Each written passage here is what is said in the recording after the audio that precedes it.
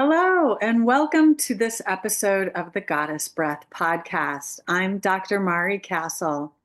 Today, I'm going to share with you a part of Inanna's journey that is relating to the underworld, journeying to the underworld.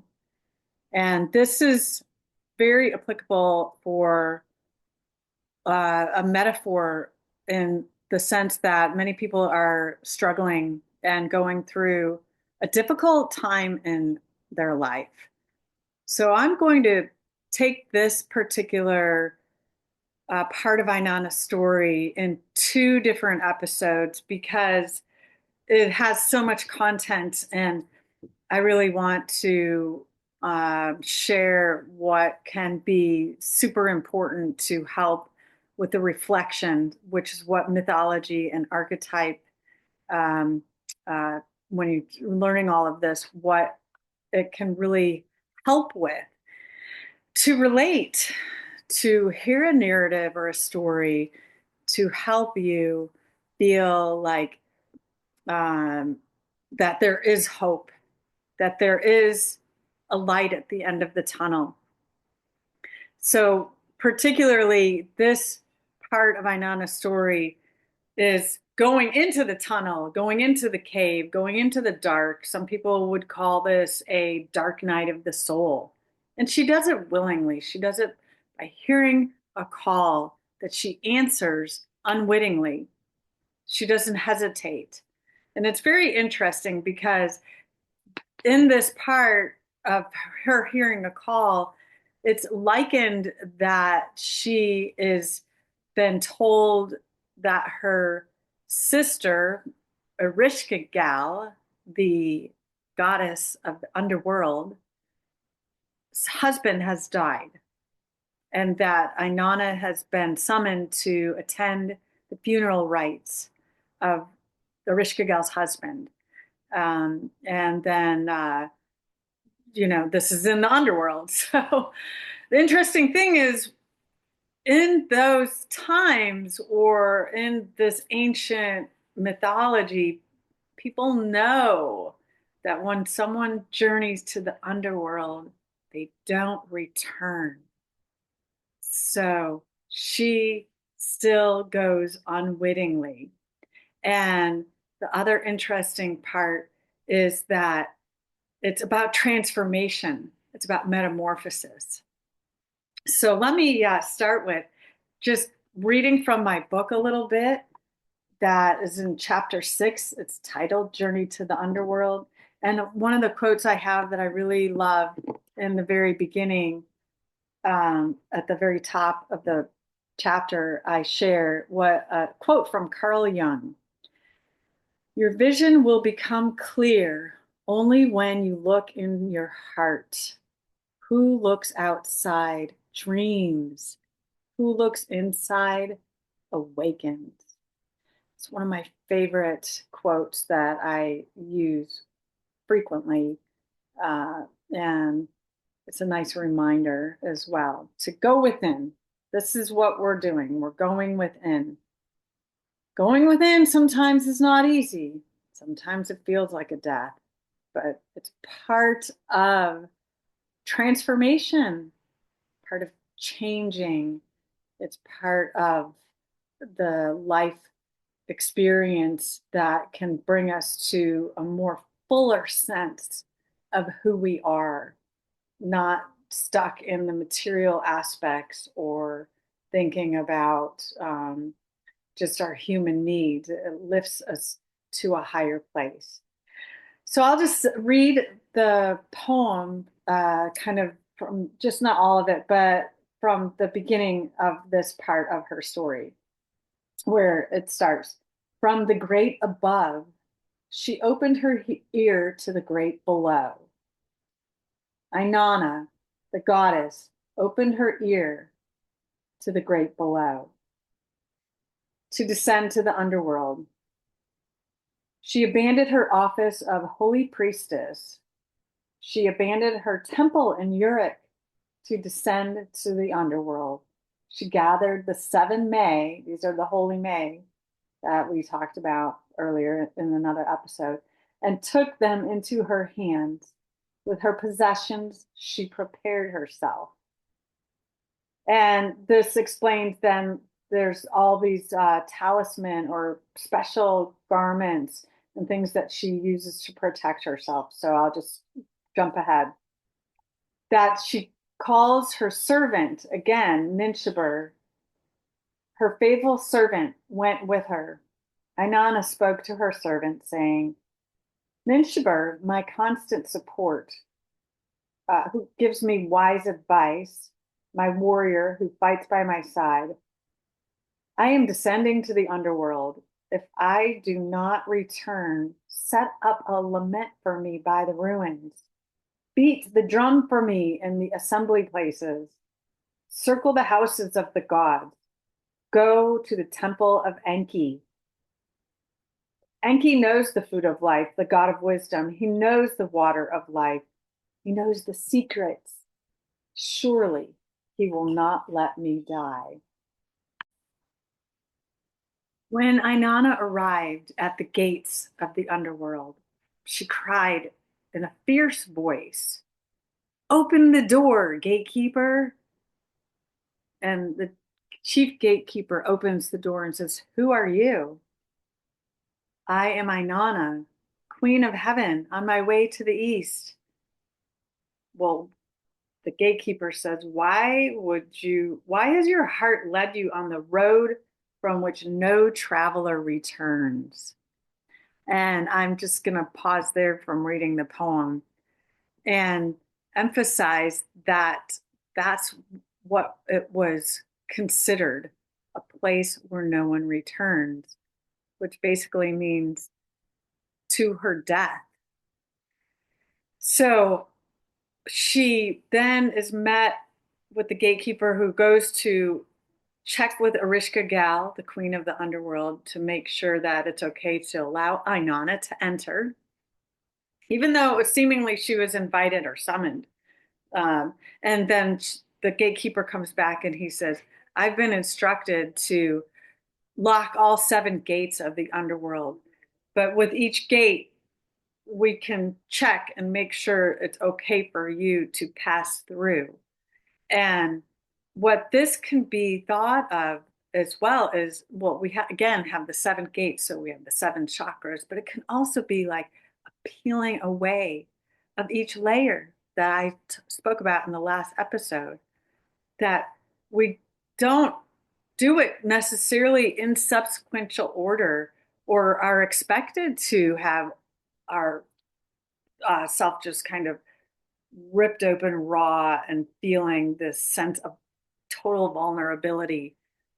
But with each step and with each consideration, then we're allowed, or we can allow that to take place, to allow that peeling away of the layer. But it's not easy, and not everyone is able or has the capacity to work with opening up that way and feeling the rawness and the vulnerability, and going to the extreme measures of possibly just death, right? Like completely annihilated. So the gatekeeper opens each gate, and at each gate, Inanna is told she must remove a part of whatever it was, her garment or her clothing. It actually is related to the 7 chakras, and I talk about that in my book.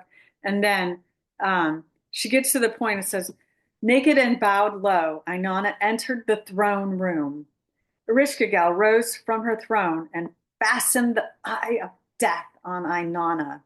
Inanna was turned into a corpse and hung from a wood peg to rot. When after 3 days and 3 nights Inanna did not return, Ninshibur, her faithful servant, set up a lament for her by the ruins. She beat the drum for Inanna in the assembly places. She circled the houses of the gods. Alone, she set out to the temple of the god of wisdom. When she entered, the Enki's holy shrine, she cried out, "Oh, Father Enki, do not let your daughter be put to death in the underworld." And Enki then provided the resources that were necessary to revive Inanna. And this is where I am pausing and stopping for this episode, because then I'll pick it up in the next episode.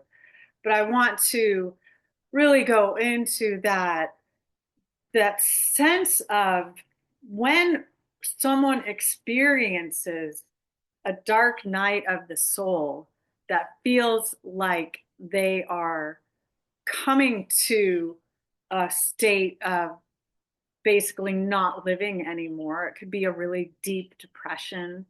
Um, it could be that grief, sense of grief that someone isn't able to move past through it. The heartache and the loss is so great that it's difficult for the person to even move, right? They may become catatonic. And, this is real serious mental health issues. And to the point where a lot of people do consider suicide. It's maybe a daily thought process in their head that they just don't want to be here anymore. So these are all relate to this part of Inanna's story, what I'm talking about. And I just want to say that I utilized Joseph Campbell, a scholar who many people have known of mythology through Joseph Campbell. But he wrote in The Hero with a Thousand Faces, one of his most famous books, that the oldest recorded account of a passage through the gates of metamorphosis is Inanna's descent to the underworld. So here again, we're talking about transformation, we're talking about change, we're talking about metamorphosis.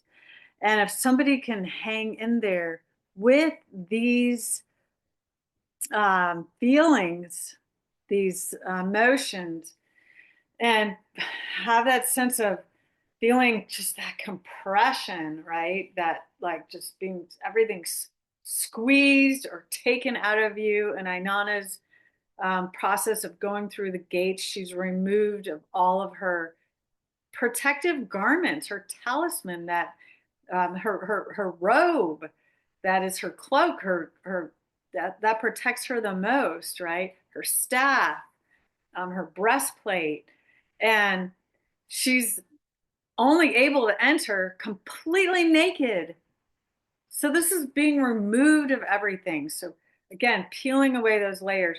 But if we're not supported, like Midshabur is there for her, she supports her, and we don't feel like we have any sense of someone to help us get through the process, to get through this tunnel. It could be like tunnel vision, but like then the idea is to have the light at the end of the tunnel, to want to continue, like even still you're in it, but just staying with it because there's hope. There's some glimpse of hope is always so helpful. If there's no glimpse of hope, it makes it even more difficult for somebody to really move through this process. And that's so important to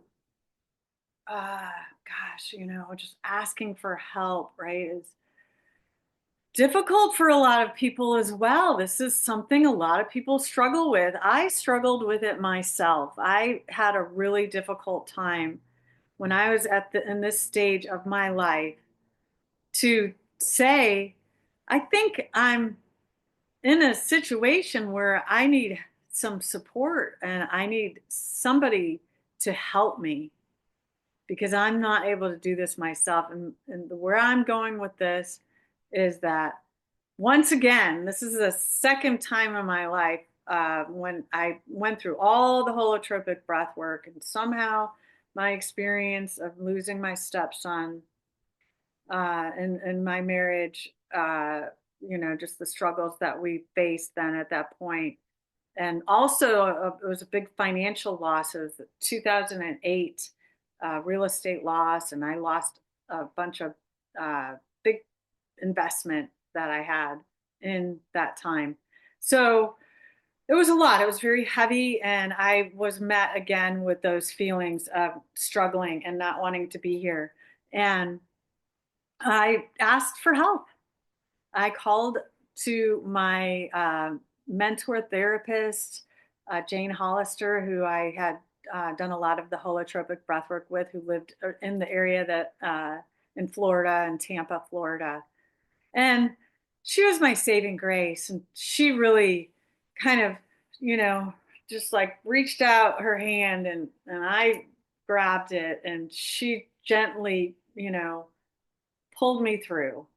And I'm forever grateful for her. She's passed on, but she really was a meaningful person in my life. I called her my Ninshaber actually in my book because it was definitely pertaining to the story and the experience that I had in her helping me. So, yeah, that's what I really want to emphasize is that we need to recognize when we just don't have it ourselves. We're just at the um, end, the desperation, and we aren't able to move through the darkness on our own. And that help is always available if we ask for it. And if we know and trust that asking for help, we're going to get the right help is important, and that's how the divine wants us to experience that, or our higher self wants us to experience that. And then there's the whole process of understanding, maybe putting some context to what that experience was, why we had to go through that, what the possibilities of transformation are. But thinking about the butterfly and the process of metamorphosis for the butterfly, and remembering that the butterfly had no, or the caterpillar had no clue that he was basically transforming, going to his imminent death to metamorphosize into having wings and allowing those wings, that process of growing those wings and the uh, alchemy that takes place in the cocoon. We don't know that then. We can't see it then. It's impossible to see that. It's impossible. It was impossible for Inanna to see that as she was hanging on a wood peg, uh, that she was going to actually be revived. In her experience, it was the end, right? And so I think that if you know somebody again who's struggling, even you know somebody in their older years, it doesn't have to be our youth or teenagers or veterans, although they do have the highest suicide rate and depression rates. Then um, just consider what you can say to them, or just to be holding space for them, just to be understanding, to have empathy, and just let them know that I'm sorry for what you're going through, and let me know how I can help you. But most importantly, I'm here. So thank you for listening. I'm gonna follow up like the second part of this journey to the underworld. And I'll catch you in the next episode. Thank you so much. All right. Be well.